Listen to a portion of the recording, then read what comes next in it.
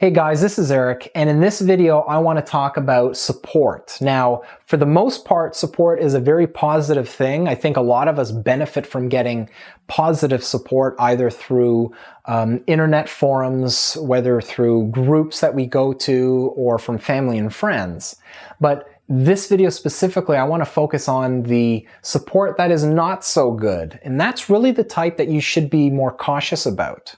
So, I have a couple of expectations when I go to a forum, and these are expectations that I really carry through with any kind of support group, online support forum, and thing like that. So I'm going to just run down some of these expectations, and I'm hoping that you guys will have some idea at least on how to approach support groups if it's something that you're considering. First point I want to make here is don't go to a support group looking for medical advice. I think that's a big mistake that we all tend to make. We ask questions about medication, specifically on dosing and things like that.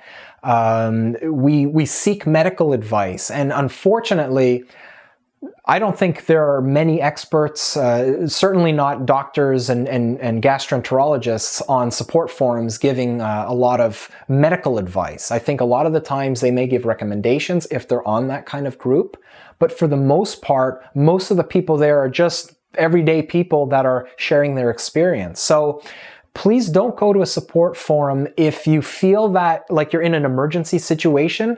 If you've got heavy bleeding and you're feeling faint, don't post about that. Okay, you need to get into an ER. And I'm smiling as I say this, but I have to be honest, it is extremely important that you understand that. Okay, the best thing you can do for yourself, if you feel like something might happen as far as your health is concerned, you need to go and see a doctor now. Okay.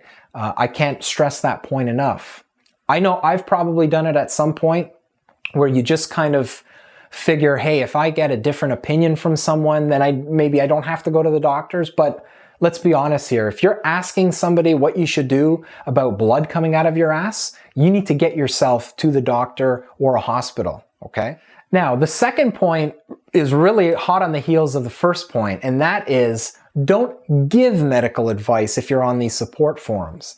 I know that 99% of us that are on these forums are not professionals, okay? We're patients. We don't know everything.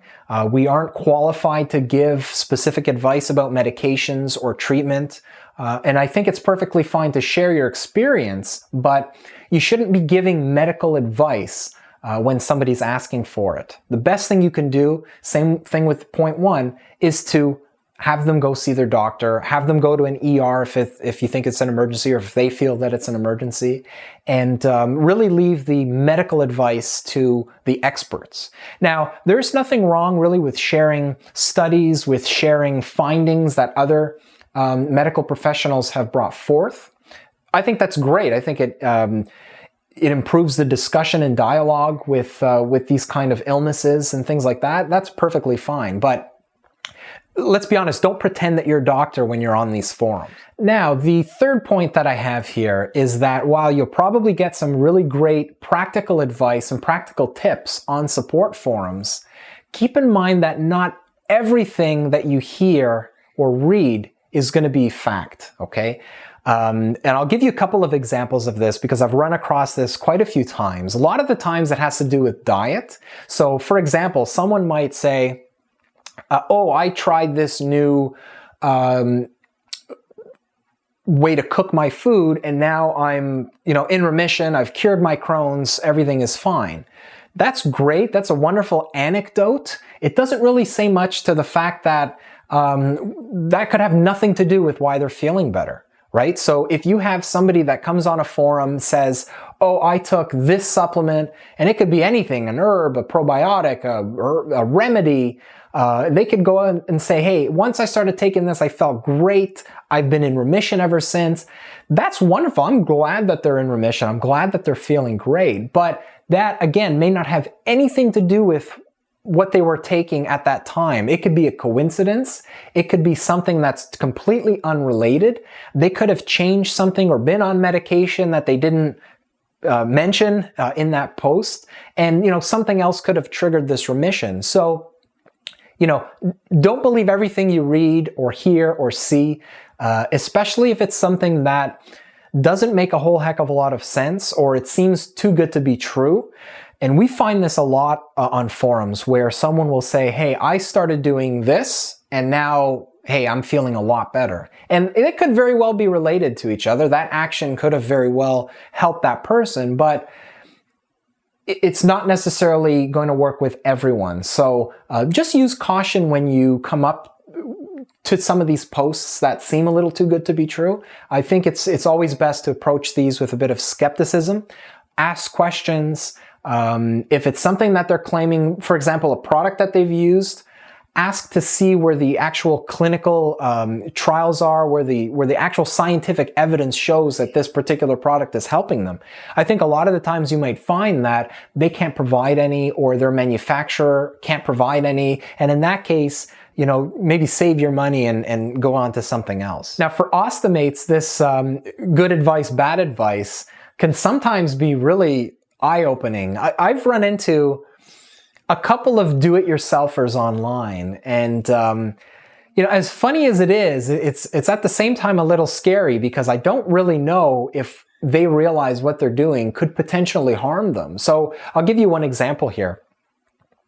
A lot of people are looking for ways to minimize their pouch odor, and for the most part, they come up with these very creative, like do-it-yourself things. So I've heard of people putting Tic Tacs in their pouch, stuff like mouthwash, all kinds of really far out things. But you get to some people that start putting hydrogen peroxide in their pouch, fabric softener in their pouch, perfume or cologne in their pouch. And that to me is something that I would probably be very, very cautious about doing myself. I tend to be of the belief that, if it isn't something that you're willing to either put on your skin or in your mouth, you probably don't want it near your stoma.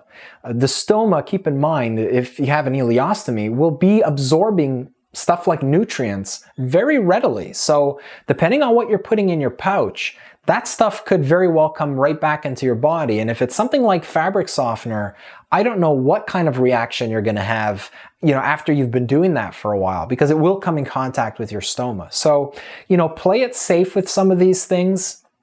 Go with products that have been tested and we know are safe rather than some of the do-it-yourself things. And for the most part, some of them are very, there's no risk involved. So for example, if someone has an idea on how to make a pouch cover, that's great. That's not going to kill you from doing something that you shouldn't be doing. So, that's always great.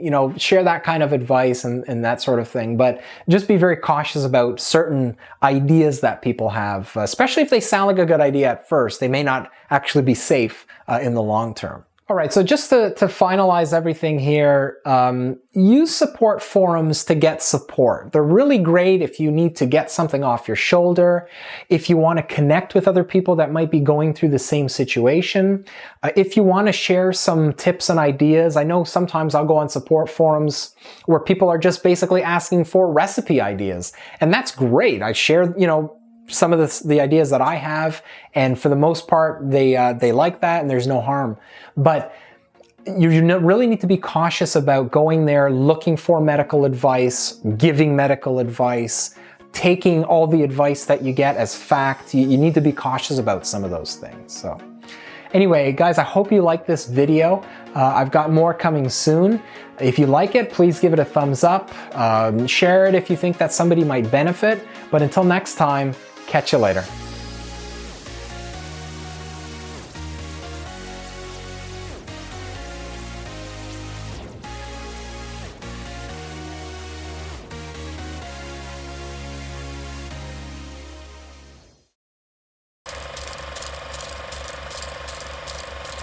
Hey guys, it's Eric. Today I want to talk to you about support, and the support specifically that I want to deal with.